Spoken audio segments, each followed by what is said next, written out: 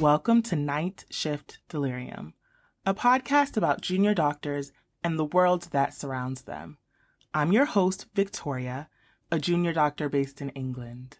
I do apologize for the delay, y'all, and I ask for your grace in the entire third season as we try and do life while part-time podcasting. I think today's episode is definitely worth the wait. I am speaking with Michael Michaela, who is known as Michael throughout the episode, about his journey in medicine and also the role that identity has played in his personal and professional life. I hope you all enjoy this week's episode as much as I did. And thank you for your patience and grace in getting this episode a little bit later than expected. Welcome to our shift, y'all. Okay, so welcome to Night Shift Delirium. Today, I am speaking with Michael, also known as Michaela, about your journey into medicine and exploring different identities and different things like that. Do you mind introducing yourself to the audience? Yeah, as you said, I'm Michael Michaela Rose. I'm gender fluid and a specialty doctor in intensive care and also an educationalist. So I think we'll start where I always start. What brought you into medicine? Ooh, that's a tricky one. So you kind of need to know a bit about my background, I guess. So I grew up in Scotland to two English parents, and my dad was a gastroenterologist, a consultant. So obviously I was always aware of the medical career by growing up with him. And I actually originally wanted to be either a video games designer, because as we all know our hobbies seem like great ways of pursuing a career in later life, or I wanted to be a developmental child psychologist, which is quite separate. That is very specific as well. I mean, there's so many different things in psych. I sort of understood the irony because at the time I was only somewhere between 12 and 14. And I was like, well, I've only just kind of come out of my own childhood. But at the same time, I guess it was very relevant. It was very recent.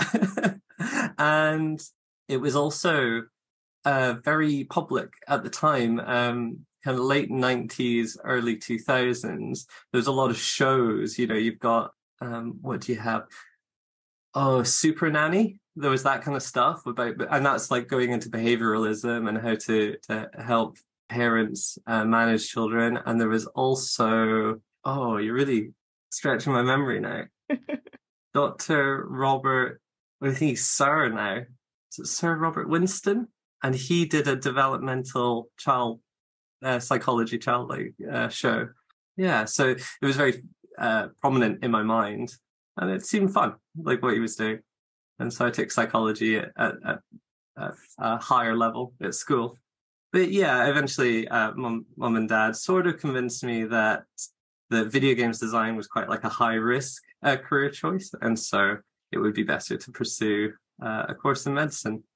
And I think it's important to point out I didn't feel pushed into that as a lot of people. And I know they still worry. They're like, oh, do you think we did the right thing? Did we push you too hard? It's like, no, you pointed out the very obvious, or the obvious to you, risks involved in doing a sort of creative career.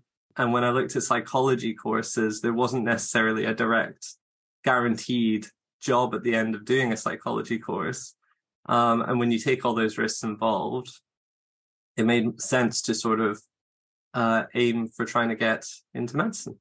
Yeah. Interesting. I think that's interesting for a lot of different reasons. One, it shows the influence of popular culture. I don't know. I don't think I know. Super Nanny sounds familiar. I definitely have not heard of the other person that you mentioned, but it's really interesting thinking about how pop culture influenced us so early on. And also, obviously, I'm assuming your parents were watching these sorts of programs as well, and that sort of exposure really guided you. So their exposure, even in their downtime, really influenced sort of what you were interested in, which I think is pretty cool.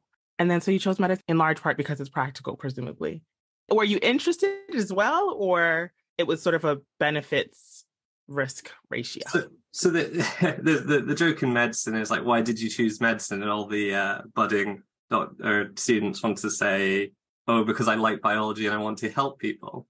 That's the classic one. I definitely liked human biology at school. That really gripped me, understanding the human body. The helping people, I think as much as everyone else wants to help people, but it wasn't, if that was really my goal, I would have gone into humanitarian work. So I think it was the challenge, seeing, what Dad would talk about at the dinner table over medical cases and stuff. You could see that he was constantly engaged, even into his later years as a doctor. He was, oh, there was this new case and it was really difficult, and I finally figured it out. He diagnosed persistent hyperkalemia as being a licorice sort of addiction. That was the cause, and it sort of baffled all these other doctors. And I was like, oh yeah, I want to be like my dad, who is basically a diagnostician, a bit like Dr. House, it was cool. So that constant challenge, that new problems to solve, I think that's what really drew me. That is so fascinating. One, because I love licorice, so now I'm like a little worried. But I think in all of that, in game design, in looking at developmental psychology, looking at medicine, it's all about a problem that needs to be solved. And I think like now in your role and what you do, you're like a problem solver. That's your sort of schema of thinking. So very, very interesting. And then what made you choose in the end ITU and aesthetics? You're also a teaching fellow as well. That's how we know one another. What took you down those pathways? Yeah, again, a kind of a convoluted route. I guess this probably highlights to people that they don't necessarily need to know where they want to go in life. I think it's important to set your sights on something and aim for it, but be very open-minded to change in direction. So at university, I was like, well, I want to do child psychology, so it only makes sense that I'll do child psychiatry. So I ended up as the vice president of the PsychSoc at university, very much building up a portfolio around psychiatry. And then I did my placements, and it didn't grip me in terms of that problem solving that you've pointed out. It was very much, you either have an affective disorder or you have a psychotic disorder, or kind of a schizoaffective disorder in the middle, or a personality disorder. It was kind of four main pigeonholes. And it just wasn't very, and with those four pigeonholes, you kind of only had a couple of groups of treatments, your typical atypical antipsychotics or your SSRIs, and you just kind of go, there you go. I took this really long history because they go in so much depth. And at the end of the day, the solution is always like one of about 6 drugs. And I think that's disappointing.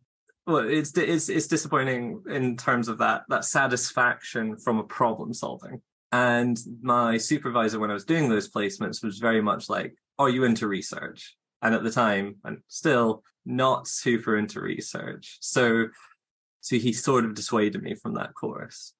So I ended up going through F1, F2, didn't do so well mentally, very, very stressful, big step up. And I think because of that difficulty I had in foundation training, that's what's then pushed me later on to become an educator. I want to make sure that no one has the same experience that I had. I want people to be fully prepared for those first years as a doctor and not get completely traumatized by being or feeling incompetent. So I want to get my students as prepared as possible. So that's where that side came from. And then I was living with my sister through my foundation training, and she heard a lot of the gripes I had with the sort of the NHS and the difficulties on the wards, etc. And she'd obviously known me all my life and probably was quite aware of my nature, and so pointed me in the direction of anesthetics. And anesthetics is a great training pathway. It's very, very concise. There's a lot to do, but it's very much well laid out, as opposed to foundation training where you can struggle to find a direction, I think, especially at that time I did. So it was all laid out. You just walk the path, and it was very difficult, but very quickly you skill up and become this independent practitioner. Yeah. And then at the end of that, I ended up in an educator role, and that came paired with intensive care, which I'd never really enjoyed during my anesthetics. But I integrated into this really lovely team, and it made me realize that it's actually not exactly what you do, it's who you do it with and how you go about work that actually impacts you a lot more. So integrating with this really nice team, enjoying being with them, the way they were responsive to issues and improvements, and just their aspirations is really, it really catches your sort of attention as a prospective employee. And yeah. There were a lot of things I wanted to respond to. So definitely with psych, I mean, my first degree was in psych, as you know, and I love psychology. I love the theory of the mind and the different schools of thought. It's all very interesting. But equally, when I have seen like rotated in psychiatry and things, it's challenging because it's very difficult to look at all of that theory and then find a solution. And I think often in medicine, yeah, most people are solution oriented, like, well, let's see what's going on. How can we figure out what the cause is and how can we treat it? In psychiatry, hats off to anyone in that field because it's hard. It's just a very difficult field. So I completely understand that. I think it's interesting that looking at psych, you're like, yeah, you're really limited in the medications you can get. And then you go down the route of like anesthetics where there's a million different medications and they're all very complicated. And you have to really understand like the physiology and like understand people's comorbidities. And it's much more they're both complicated, but it's very complex, the presentations that you have to deal with and sort of be able to come up with a quick answer. And then I really like what you mentioned about the education side. I don't think I ever, because I'm someone who talks a lot and I have a lot of opinions, people have always said like, oh, like you should go into teaching and all this stuff. And I'm like, I don't know. I haven't had the most amazing experiences with a lot of different teachers because I think when I was younger, I was challenging, I'm sure, for many teachers. And, I kind of put my heels down and you challenge me and I'm going to challenge you kind of thing until I grew up and I realized that, you know what, no one's in charge of you learning the information other than you. Like you can be as angry as you want about systems in place. You can always been hyper aware of biases that exist and all of that is real, but it's not going to change the fact that you still need to pass this test. So when I applied for the teaching fellow role, I thought, you know what, I don't really know what all this is going to be, but equally F1 and F2 was traumatic in the sense of COVID. But I think what's the most traumatic has been like my educational journey and thinking about people who are vulnerable, who think differently, who present differently, and who are very capable and interested, but maybe are struggling with other things. I equally am always going to try and fight for that particular type of student. I think working in this teaching capacity has really broadened my horizons and really deepened an interest that maybe a lot of people saw in me that I didn't see. And I'm like, yeah, actually, this does work out. But yes, okay. Anyway, so let's move on. We've spoken about different identities, how we've come into learning about ourselves and our interests and how it's all affected us. I wanted to ask you a little bit about your journey last year. Was it last year? 2020. 2020. Gosh. Oh my gosh. 3-year anniversary is coming up my transiversary is coming up in May. Wow. Amazing. So tell us a little bit about your journey. Yeah, it's difficult to know where to start. Either do you go all the way back to childhood or do you start at the coming out point? Well, when did you come into the awareness, I would say? Oh, you're never not aware of it. It's just how you label it. So prior to May 2020, when I finally told someone else, that's the coming out. It's that I'm not keeping this to myself anymore. I'm going to tell someone else. It's actually making me feel anxious and nervous. Like I'm getting my heart rate starting to come up just thinking about that time where I had to make a decision to no longer keep it a secret. Yeah. So basically my wife to be at the time, so my girlfriend and I were in lockdown like everyone else was.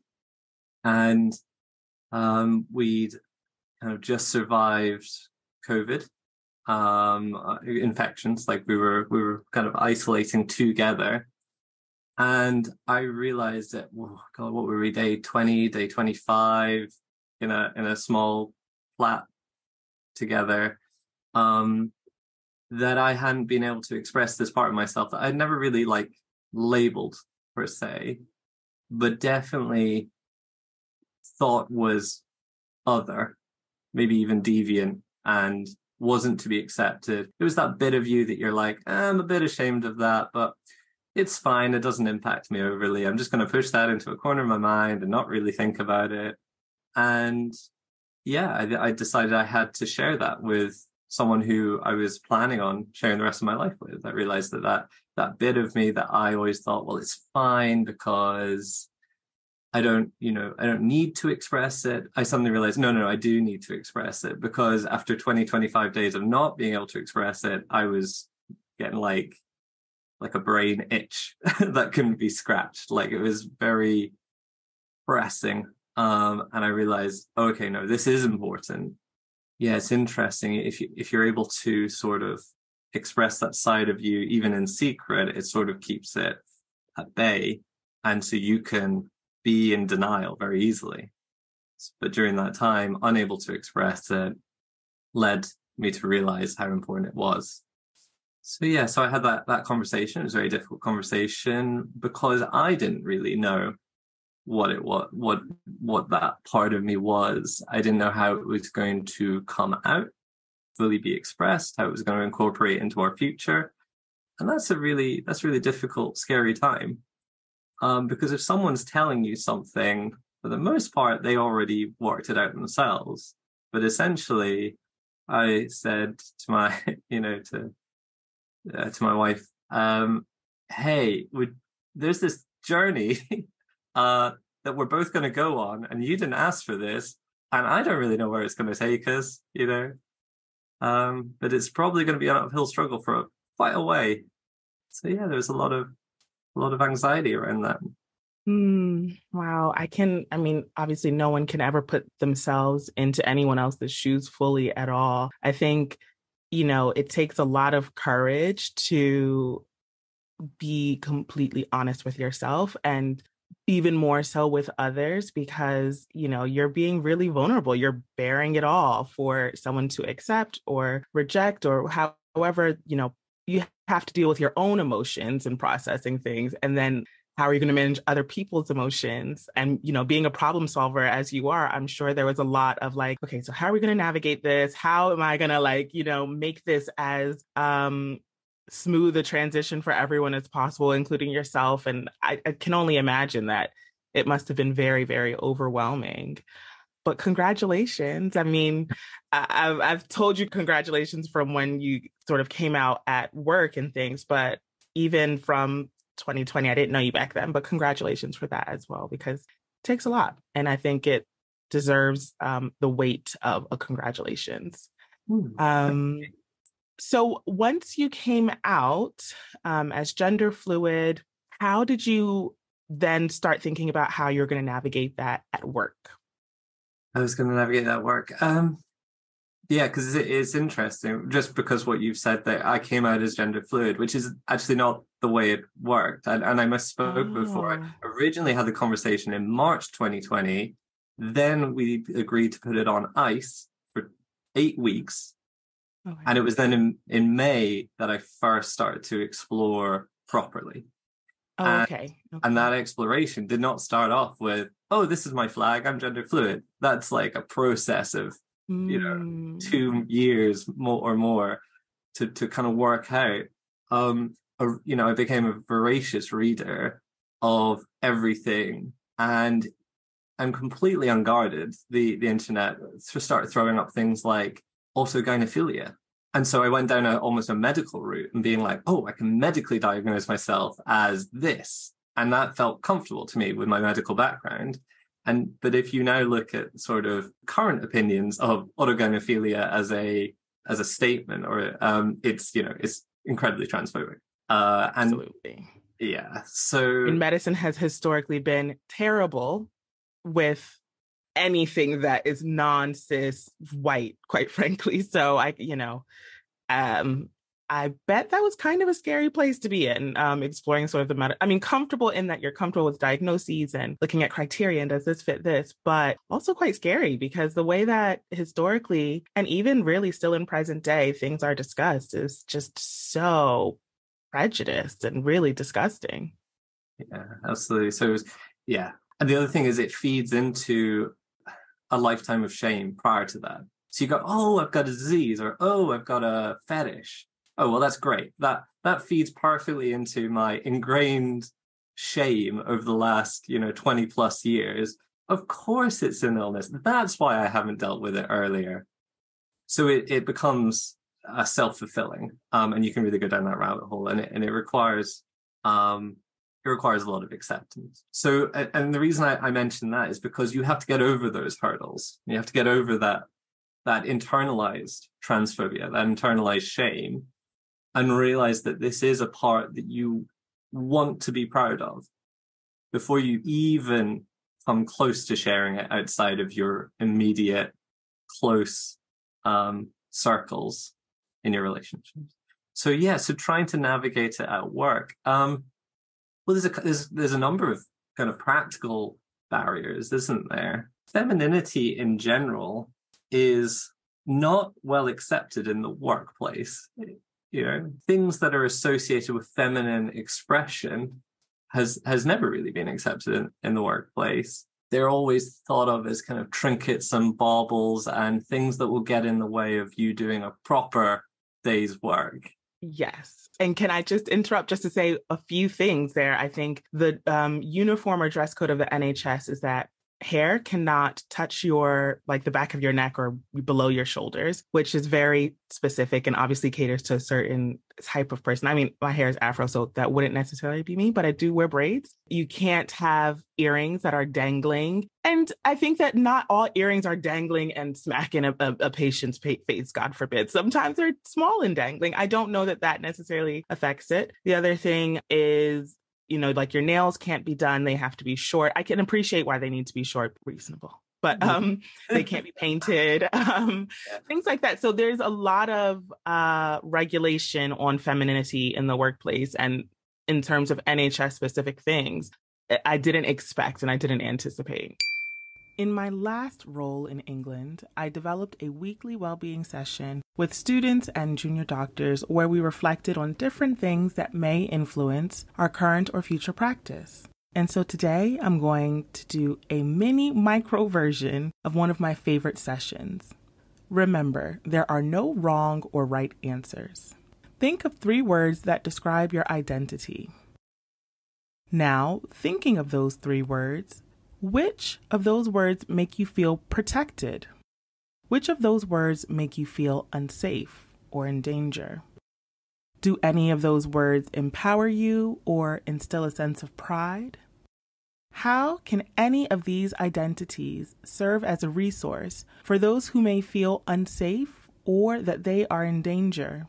How can any of these identities serve as a resource for those who maybe feel more unsafe or in danger? Remember, there's no right or wrong. It's just a moment of reflection. But I will leave you with those questions and challenge you with the task of using your identities in any way that you can to help those who may feel more vulnerable or who are in actual danger. Whether or not we like it, identity has become a political statement. Make sure that you use your identity in the best way you see fit. And there are rationales behind that, and I don't necessarily disagree with them. Your infection prevention, your personal safety, you don't want to get garroted by a delirious patient with a nice necklace or whatever. So there are reasons, but basically from a clinical perspective, they want you to be stripped back, androgynous / mask, really, with as little to your sort of personality. And that's, I guess, I think that's fine in terms of you were there to do a job. Yeah. So, but it does mean that your own personal expression can't necessarily be brought into the clinical workplace very easily, if at all. You do see some people kind of achieve it. so that was a barrier. So therefore, I moved into trying to express it through my educational side, which is a lot more office based and classroom based, that kind of thing. So that made more sense. And also, I'd grown to know that team, but it was quite intimidating because it is very much a female-led team, and it did feel a little bit like walking into the lioness's den. I had absolutely no idea how they would take it, but I did manage to kind of drum up some courage and just say, this is who I am and this is what I'm thinking of doing on a day-to-day basis. And they were really lovely. They really welcomed it with open arms. But yeah, my fear was that they were going to be like, no, this is our women's space and you're not really a woman. So how dare you kind of walk in here and try and pull that kind of thing. And so that was where my anxiety was. But yeah, in the end, it was all groovy. Yeah, it's great. Good. That's awesome. That's phenomenal. I learned about it with many people with the announcement that during Pride Week or Pride Month, I really had no idea. We spent the day before at a conference where we were talking about diversity and all of these different things. When I saw the announcement, I was like, oh my goodness, I had no clue. And we spoke about that. But I think it's really important that you had the announcement in such a big way in this message that went out to the entire staff at the hospital so that, visibility is really important. I mean, I appreciate that at work sometimes, I don't want to say we're part of a machine, but we are part of a machine. And so individuality is really discouraged. But I think visibility is extremely important because we live in a diverse world and people need to see themselves reflected in their care providers, in sort of just understanding that doctors are humans as well, and not just, a number and scrubs. So I think that was extremely important. And really also for students who are coming through who may be a bit anxious about their own identities or are interested and have questions or just need that exposure, because really in medical education, it's only now that we're starting to try and be more inclusive in language, in OSCE stations. I mean, one of the OSCE stations I just wrote, I made them non-binary and, in the past, you don't do that. You learn age. This is a 80-year-old female XYZ. We haven't really ever done like pronouns and things like that. So I think, it's super important. Yeah. You've touched on a few things. One was that, my sort of activism on this front was a very early decision. So the decision, once I sort of come out to my other half, then it was, okay, but I don't want to tell our children when we have them, I want to keep this under wraps. Let's keep it kind of closeted. And I was, at that stage, I was like, no, no, not doing that. But that had to be a decision, It was how far do I take my visibility? And understanding that with increased visibility, you are somewhat inviting critics and those who may wish harm against you. So it requires a bit of thinking. So making that decision, I then wanted to be visible for others, as you say.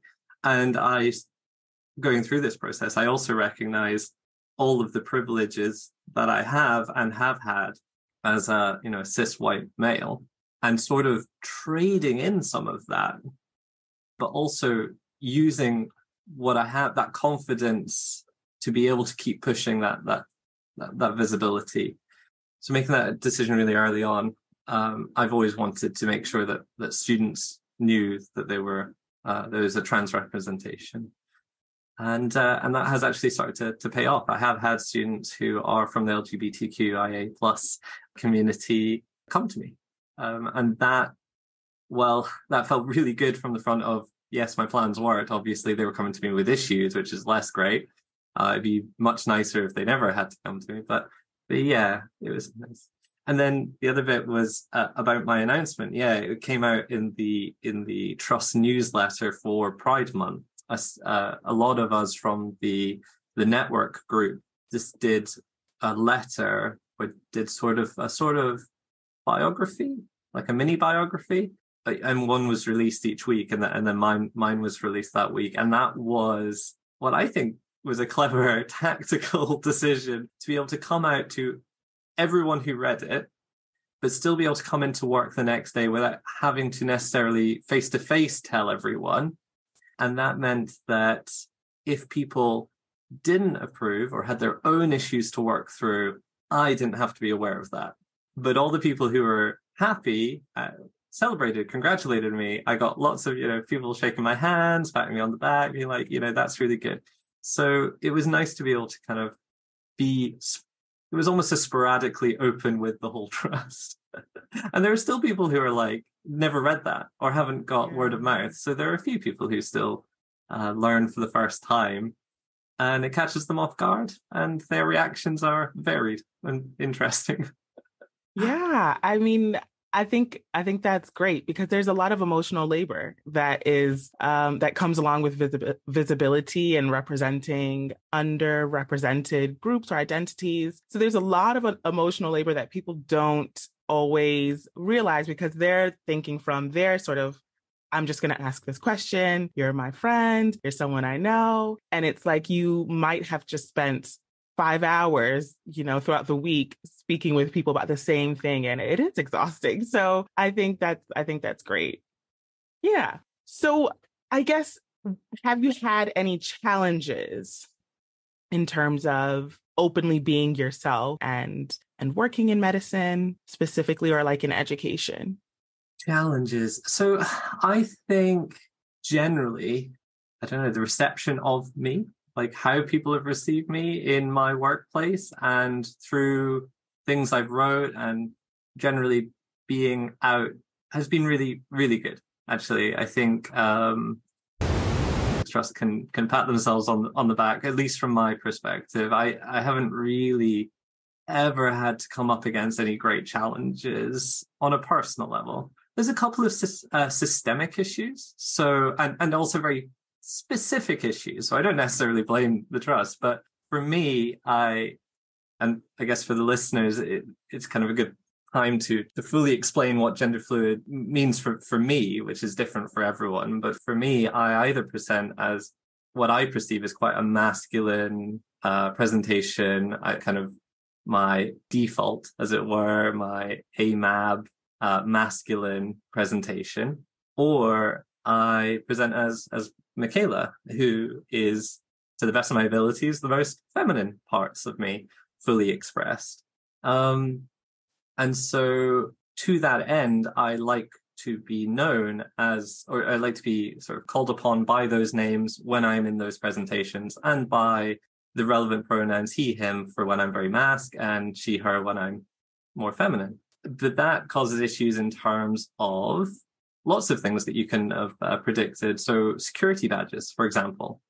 So I only have one security badge, and it currently says, Michael Rose. Like, okay, well, what am I meant to do when I'm not Michael? Well, I end up having to turn it backwards and not show that, because obviously that's not the name I want to be called. So we're now in a process of trying to get a second security badge. Is that going to be a problem? Probably, because I haven't yet changed my name by deed poll. I'm hoping to do that come this transversary, add Michaela as an official part of my name, but it will end up being a middle part of my name as opposed to an alternative to my first name. Same with when anyone emails me, I will come up as, Michael, the NHS email. And so everyone will default to saying, Dear Michael, la la la. Okay, but I may not be receiving that, maybe a day where I'm Michaela. I'm sure there's lots of people out there who will think, well, this is just awkward. But it does really throw you. If you are in the office and you're receiving emails to someone called Michael, and yet everyone else is calling you Michaela because you were very obviously presenting that way and they're respecting how you want to be addressed on that day, there's a disconnect. And it's interesting because as you're reading those emails, my headspace may start to kind of switch towards that more Mike sort of way of thinking, and then someone else will say Michaela, and there'll be that lag then because I've kind of shifted out of that headspace. lag in me responding to them. So I've then sort of tried to ask people to go, well, can you just say dear M? You know, I've ended up with a non-binary identity somewhere between the two, not because I ever really present as androgynous or non-binary, because there are times when you want to refer to me as a whole. It's irrelevant at that time what presentation I'm in, or maybe not irrelevant, but you're not sure. It's ambiguous, right? So dear M and they, them, I'm very happy to receive. And I think that's in correspondence that can be really useful. Or also like when you're talking through time as well, then they, them is kind of, what do you call it? The continuous tense. Yeah. And I've found when I've been speaking about Susie Eddy Izzard recently, who is also gender fluid. Maybe you don't know them, Victoria. I don't think I know them at all. Do Okay. I? Maybe. I don't know. They're a comedian, a British comedian who has been an action transvestite in the past and is now gender fluid, and very recently come out sort of again saying, look, I've always wanted to be known as Susie. I want my default mode now to be girl mode, but I will still, I'm very happy for people to call me Eddie because that's what I'm like world famous for. Oh, I had no clue. Yeah. No, yeah. They're also gender fluid. So I guess that's, when I look at and read about them, and I'm reading their biography at the moment, it's like, oh, okay, yeah. So drawing parallels, but their pronouns are he, him, or she, her. I then talk about them because I'm not sure necessarily through time whether I'm referring to Susie Izzard or Eddie Izzard. So they, them seems to fit, and I'm sure they would be very happy with that as a solution. So. Yeah, I remember once I saw the announcement, I thought, because you are our lead, and so I thought, how am I going to refer to you, even in, conveying a message that you've given? I didn't know what to do. And so I just asked you and you explained all of these things to me. And I think in general, with anything that people are unfamiliar with, sometimes people are hesitant to ask questions. And I think we spoke a little bit about this yesterday, about this fear of being wrong. And I'm just really of the stance that people make mistakes. We do allow for mistakes, even if people feel that, quote unquote, cancel culture doesn't allow for mistakes and all of those sorts of things. But I don't know how you'd feel about this, but I think the best thing is probably to ask the person how they feel and how they'd like to be identified. And I mean, I don't know, do you think that it's inappropriate to ask, or what's your stance on that? As you've previously mentioned, there are basically two camps and a spectrum between the two, isn't there? There's one which is the very near militant activist, which is being like, I don't know, read a book or something, like educate yourself. If you were actually up to date and cared so much, you would already know what the answer is, which I think is a little harsh, but in some cases is true. You shouldn't necessarily come to the conversation completely ignorant, but at least you're coming to the conversation. So my personal feel, and also as a self-proclaimed educator, it would be a little ironic if I then was like, yeah, but I'm not going to educate you. So yeah, of course, I'm very happy to have those conversations. So personally, yes. But you mentioned earlier, it can be incredibly exhausting. But actually, I find what's more tiring is people not addressing it and just getting it wrong. So I would rather be tired and happy from having explained it 100 times in a day. At the moment, maybe this will change in the future, but at the moment, that would be my happier sort of circumstance, as opposed to correcting people 100 times a day and not really getting the feel that they have sort of invested in learning. Wow, that's a lot for me to just process right now, because I agree with you. It's hard because identity often becomes a political act, whether or not you want it to be. So, I mean, obviously I am a Black person, I'm a Black woman, and I'm a big believer in me being a Black woman in any space that I am is enough. I don't need to necessarily do a lot more, because it is an act of political radicalization and revolution that I am a doctor. I am, whatever, maybe possibly kind of thriving a little bit, on my own and all these different things. So I think just me being me is enough. However, I do also go to pickets and I do also go to demonstrations and all of those sorts of things. Because I think, as you said, intention is really important. If your questions are not geared towards actually learning about something or like really being curious, but it can be like antagonistic or for the sake of creating dissonance, then you really feel that. And I think you kind of mentioned a way around that, which is obviously having a little bit of background information that you've done. Because as you said, if you're really curious, you are going to look at those things. But if you're just going off of a talking point or a headline or something, and you're now ready to argue about it, it's a lot because you're asking someone to justify their existence to you, however it is that is defined or perceived. And that's a lot. That for me is when, it gets a bit much. Absolutely. So there was a really good set of examples that I came across. It was a YouTube video that was recommended by a London historian who does tours through London. And she was saying, at the end of her tour, because of basically a lot of Western infrastructure is built on the transatlantic slave trade, then that is a major feature of her sort of history, her historical tour. And the kind of the weaponized question at the end of her tour, especially, she said, if it was an entirely white group, is what about the Irish? What about all the good things the British Empire did? What about Roman slavery? Why do we never talk about other types of slavery, through the eras? White people were enslaved by other cultures as well. And you're just like, okay, but none of those built the Western empires, right? They didn't happen over 300 years of building up all of these structures that you have literally just walked through. Like all of that money was built on sugar plantation, etc. But those aren't questions, they are questions in terms of the fact they have a question mark at the end. What they're really doing is weaponized. You're trying to, get rid of guilt. You're trying to shift the focus away from those things. So those questions I would not welcome gladly. Questions of how do you present? What are your greatest difficulties? Very nice, very open. Why can't you just be normal is a question, right? I've never had that, but that would be very weaponized, right? So there are questions and then there are questions.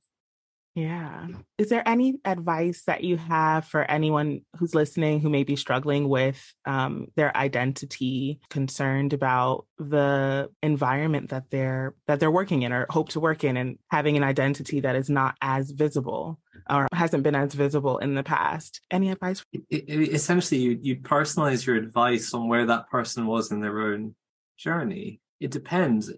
Is this person very aware of who they are and is struggling with everyone else? Or are they yet to become comfortable with themselves? Because that's the first step.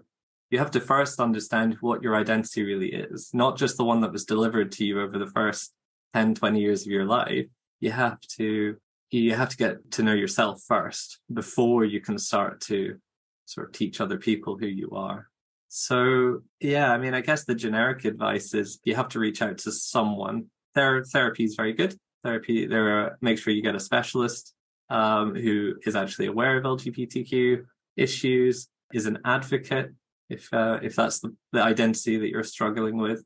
It's a very personal journey, and there are loads of people who would have taken the closeted route, and that's not necessarily wrong. There are lots of people who have been sort of forcibly outed.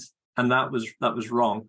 It's very much a valid choice. It's not a choice that I wanted to follow. And I think visibility is very strong, but it's a personal choice. So it's hard to advise. You just need to connect with people.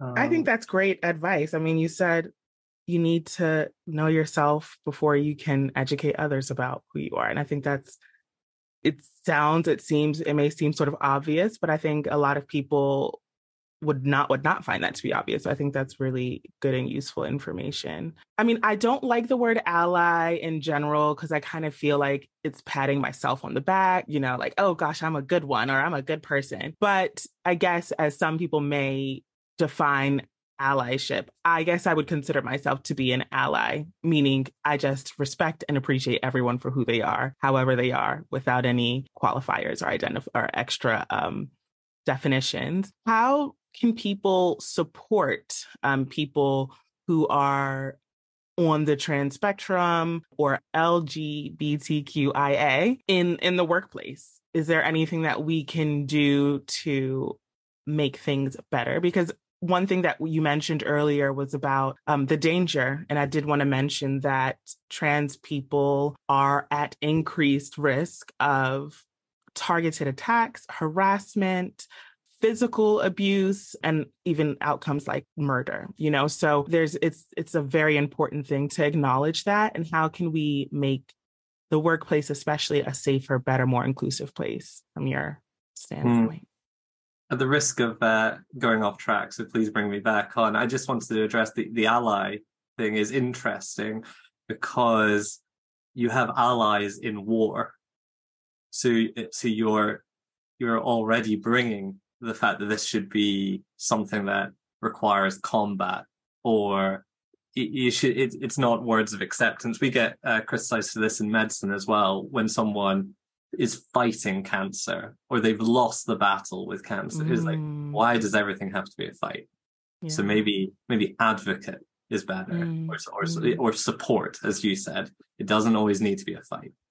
The other thing is when you say, how can you support lesbian, gay, bisexual, transsexual, queer, intersex, and asexual, and everyone else? Well, I think I've already made the statement. They are incredibly different groups. Just because we've all gathered together as the sort of gender and sexually diverse, and therefore we understand each other's journeys to a little bit of a greater degree than, say, ethnic minority groups or those with disability, or so we understand each other's journey a little bit more, doesn't actually mean that a one-size-fits-all support model is gonna work. In the same way that you wouldn't say, well, how can you just support every minority? Well, that support's going to take a very different shape depending on who you're trying to support. I think getting to know people is the most important thing. I don't have any close friends or family who are sort of differently abled or disabled, and therefore I don't have a close connection with someone who is. I find myself not always being inclusive in that way. So I will quite unwittingly design, let's say, a session that isn't inclusive of those people. And that's probably because my own sort of mental models don't include people who are disabled, because I don't have close friends and family. And I'm sure that's true of other people. So if you have friends who are gay, who are trans, queer, asexual, intersex, of different colored skin types, of different religions, if you surround yourselves with people who are differently abled, of different ages, you will just be more inclusive, because it won't be a minority group. It will be Aunt Joe or Grandpa or, oh, my mate Bob, right? You will think of that person as a person who is of that group, as opposed to that group as something that is other. Love that. Completely agree. I absolutely love that. Yeah, I mean, there's so many things that make us different from one another, which are really important to acknowledge and recognize. But at the end of the day, we are all just people. And I hope that, I'm sure anyone who's listening to this podcast is of similar minds, but if they're not, open up the friend group and open up your network in whatever capacity, because the more you get to know people, the harder it is to dislike them. Even if you dislike certain aspects of them, it's hard to really not stand someone once you get to know them and learn what's important to them, which might be the same thing. I might be hyperkalemic over a licorice obsession with someone who's completely different than me. And we can unite over our love for licorice, black or red licorice. I don't know. I mean, I love red, but hey.